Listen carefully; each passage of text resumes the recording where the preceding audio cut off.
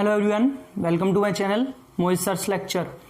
बच्चों, आज मैं आपके लिए क्लास 11th से जो आपका एक चैप्टर है ट्रिगोनोमेट्री वो स्टार्ट करने जा रहा हूँ। देखिए, मैंने फर्स्ट, सेकंड, थर्ड चैप्टर तीनों खत्म करा दिए हैं आपको।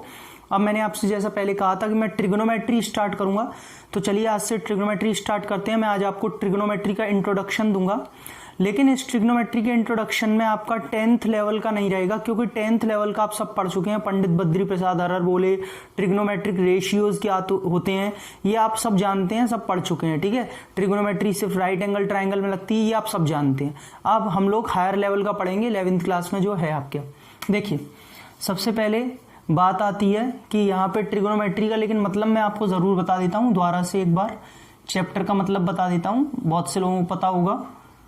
ट्रिगोनोमेट्री का मतलब होता है मेजरमेंट ऑफ ट्राइंगल। ठीक है, ट्रिगोनोमेट्री ये ग्रीक वर्ड से बना हुआ है, मेजरमेंट ऑफ ट्राइंगल, यानी कि जो राइट एंगल ट्राइंगल के जो यहाँ पे एंगल्स और साइड्स होते हैं उनके बीच में रिलेशन निकालना, ट्राइंगल को मेजर करना, इसी को हम कहते हैं ट्रिगोनोमेट्री। ठीक है, चलिए अब आगे देखते हैं।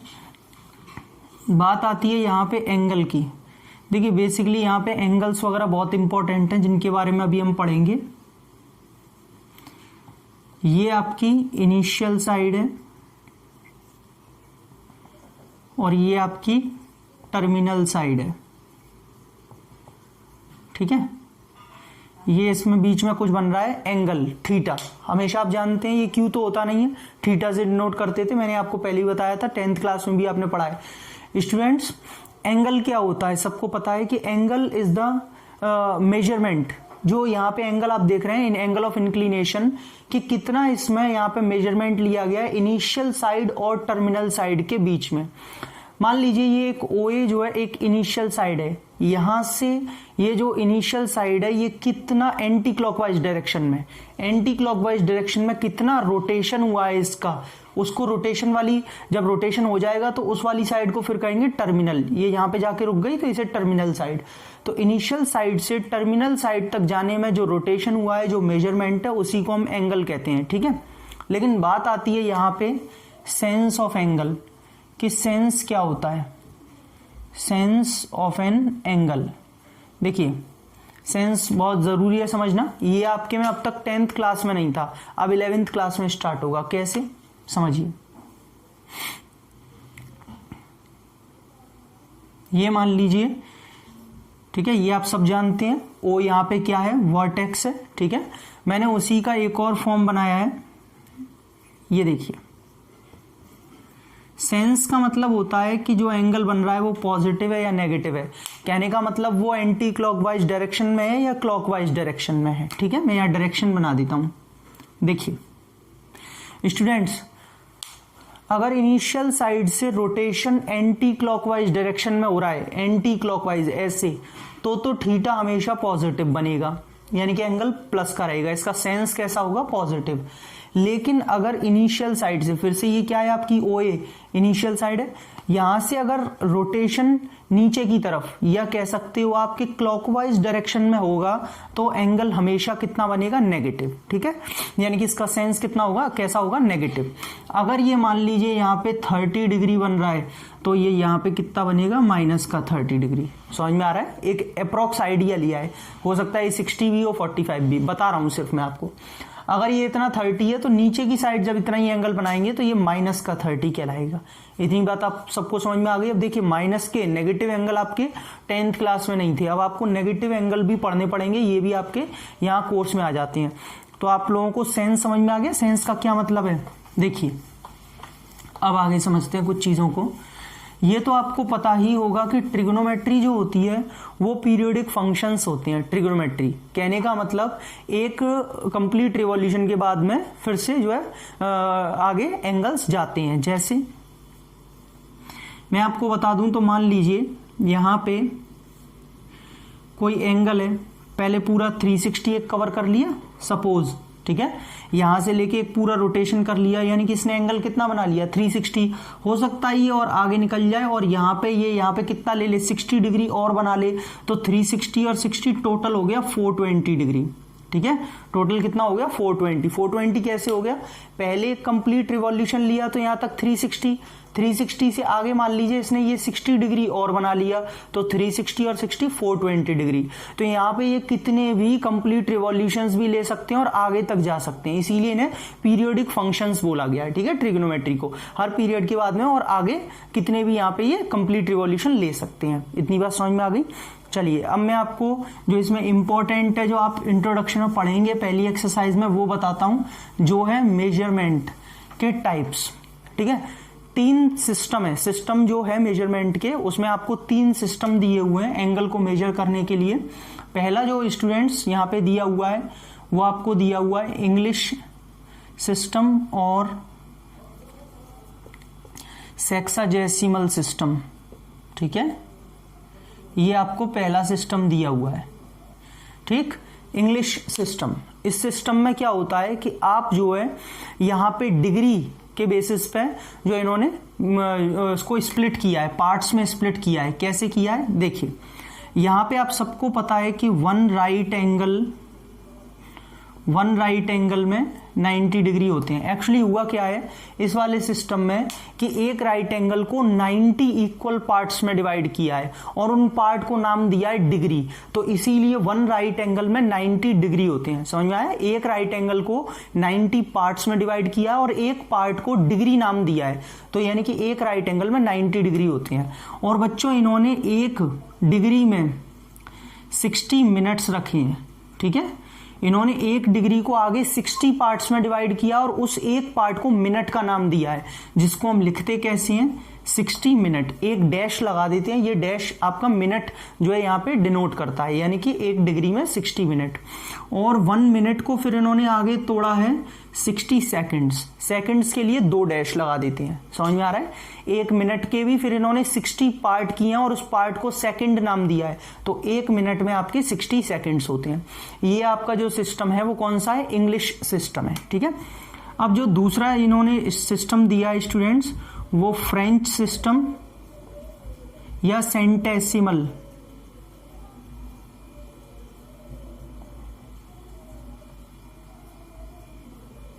ठीक है, फ्रेंच और सेंटेसिमल सिस्टम दिया हुआ है। इसमें क्या किया इन्होंने, वन राइट एंगल को 100 पार्ट्स में डिवाइड किया है और उसको जो नेमिंग दिया है वो ग्रेड्स दिया है। ठीक है, इसे हम 100 जी ऊपर भी लिख सकते हैं, ग्रेड्स। एक राइट एंगल को इन्होंने 100 इक्वल पार्ट्स में तोड़ा है, जैसे यहाँ पे 90 पार्ट्स में तोड़ा था और डिग्री नाम दिया था, यहाँ 100 पार्ट में तोड़ा और एक पार्ट को ग्रेड नाम दिया है, तो वन राइट एंगल में 100 ग्रेड्स हो गया। ठीक है, आगे देखिए इन्होंने फिर क्या किया है कि 1 ग्रेड को 100 इक्वल पार्ट्स में तोड़ा है, जैसे इन्होंने 60 पार्ट्स में तोड़ा था, इन्होंने एक ग्रेड को 100 पार्ट में तोड़ करके और उस एक पार्ट का नाम मिनट दिया है, यानी कि 1 ग्रेड में यहाँ पे 100 मिनट्स होते हैं। ठीक है, मिनट्स के लिए तो वही साइन लगेगा, कोई दिक्कत नहीं है। एक ग्रेड में 100 मिनट किए हैं, जैसे इन्होंने यहाँ 1 डिग्री में 60 मिनट किए हैं, यहाँ इन्होंने एक ग्रेड में 100 मिनट लगाए हुए हैं और इन्होंने यहाँ पे 1 मिनट में 100 सेकंड्स लगाए हुए हैं। ठीक है, इन्होंने क्योंकि हर चीज को 60 पार्ट्स में तोड़ा था तो 60 आता है, इन्होंने 100 पार्ट में तोड़ा है तो 100 रहेगा। ठीक है, यहाँ पे 1 ग्रेड में 100 मिनट और 1 मिनट में 100 सेकंड्स। ठीक है, ये जो सिस्टम है स्टूडेंट्स वो फ्रेंच और सेंटेसिमल सिस्टम, आप कुछ भी कह सकते हैं, दोनों नाम है इसके। ठीक, सबसे जो इंपॉर्टेंट सिस्टम है वो अब आ रहा है, जो कि सर्कुलर सिस्टम है। ठीक है, सर्कुलर सिस्टम। सर्कुलर सिस्टम में क्या है, आप रेडियन के बारे में पढ़ेंगे, जो सबसे ज्यादा इंपॉर्टेंट है, और आपकी पहली एक्सरसाइज में जो क्वेश्चंस हैं वो भी आपके सर्कुलर सिस्टम से ही हैं। तीसरा स्टूडेंट्स, अगर आपको वीडियो अच्छी लगे तो प्लीज लाइक कर दीजिएगा और मेरी वीडियोस को आप शेयर कीजिए प्लीज, ताकि और बच्चे भी इसका फायदा उठा पाए। देखिए सर्कुलर सिस्टम, सर्कुलर सिस्टम में क्या होता है समझ लीजिए।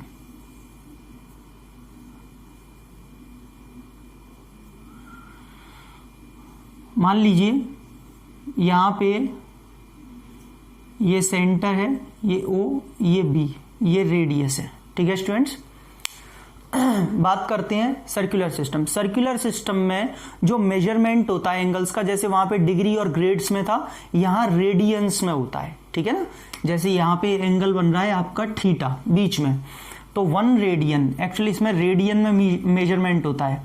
1 रेडियन, 1 रेडियन कितना एंगल होता है, और रिटन एज क्या लिख सकते हैं 1c, ऐसे लिखने का तरीका है। मैंने आपको वहां डिग्री ग्रेड को लिखने का तरीका बताया, यहाँ रेडियन को लिखने का तरीका है, इस 1 के ऊपर c लगा दीजिए, यानी कि कितना भी एंगल हो, 2 रेडियन हो तो 2 के ऊपर c लगा दीजिए, रेडियन को डिनोट करने का तरीका है, ठीक है। हाँ भाई, तो 1 रेडियन कितना एंगल होता है, मैं आपको पहले फॉर्मूला लिख देता हूं, उससे समझाता हूं। एक्चुअल में होता क्या है, L is equal to R theta होता है, तो यहां से थीटा इज इक्वल टू निकलेगा L अपॉन आर, ठीक है। थीटा क्या है, angle formed at the centre of circle, ये थीटा वो है जो सेंटर पे बन रहा है। एल क्या है, लेंथ ऑफ आर्क, ये वाली जो आपने 10th क्लास में एरियाज रिलेटेड टू सर्कल में पढ़ी होगी, लेंथ ऑफ आर्क, आर्क की जो लेंथ होती है उसे एल से डिनोट करते हैं, और रेडियस आर, आर तो रेडियस है, ठीक है। ये फॉर्मूला होता है, लेकिन स्टूडेंट्स ध्यान रखें, ये फॉर्मूला जब लगता है तो अब जो थीटा निकल के आएगा वो रेडियंस में आएगा, ठीक है ना।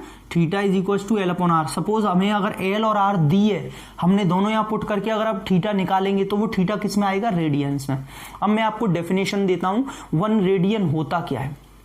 1 radian is the angle formed at the center of circle by the arc of length equal to the radius, यानी कि कहने का मतलब है कि थीटा या रेडियन, 1 रेडियन वो एंगल होता है जो सेंटर पे बनता है, 1 रेडियन वो एंगल होता है जो सेंटर पे बनता है, जो कि एक आर्क के द्वारा बनाया जाता है, आर्क ए बी के द्वारा, लेकिन उस आर्क ए बी की जो लेंथ है, जो लंबाई है, वो रेडियस के इक्वल होनी चाहिए। अब समझ में आ गया, तो देखिए कैसे आएगा। मैंने आपको क्या बोला कि लेंथ रेडियस के इक्वल होनी चाहिए, ये जो लेंथ है आर्क की वो रेडियस के इक्वल होनी चाहिए। जरा आप रख दो, एल को आर के इक्वल रख दो।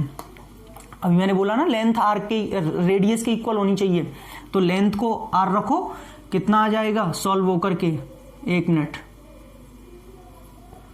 1 रेडियंस, ठीक है। क्यों, आर से आर कैंसिल हो जाएगा, 1 आ जाएगा, तो ये लीजिए, यानी कि ये 1 रेडियन की डेफिनेशन है। 1 radian is the angle formed at the centre of circle by the arc of length equal to the radius, ठीक है। इतनी बात समझ में आ गई आपको।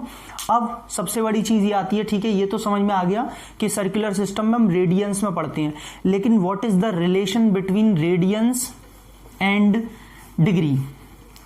अब हम पढ़ेंगे डिग्री और रेडियन के बीच का रिलेशन, क्योंकि अभी हमने थोड़ी देर पहले डिग्री और आपके वहां पे रिलेशन राइट एंगल में पढ़ा था,